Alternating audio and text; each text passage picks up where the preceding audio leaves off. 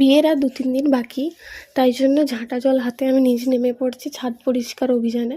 ছাদ পরিষ্কার কারণ এই হলো যে এখানে আমার গায়ে হলুদের সেটটা হবে, তো তাই জন্য এখানে প্যান্ডেল ফ্যান্ডেল টাঙানো হবে, তাই জন্য আমি এখানে পরিষ্কার করছি। হাত প্রচণ্ড নোংরা হয়ে যাচ্ছে কারণ এখানে ফুলের গাছ টব সব ছিল, তাই জন্য মাটির অনেক। এরপর ছাদ গোটাটা জল দিয়ে পরিষ্কার করার পর আমি আর আমার গাছের জারবেরা ফুলটা দেখো কত সুন্দর হয়েছে।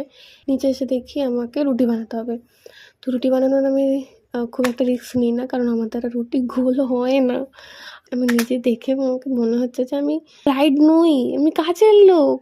আমাকে দেখে কেউ বলবে আমাকে ব্রাইড বলে। তো রুটি বানাতে বসে পড়েছি। রুটি বানাতে বলছি গোল হবে তো, হবে তো।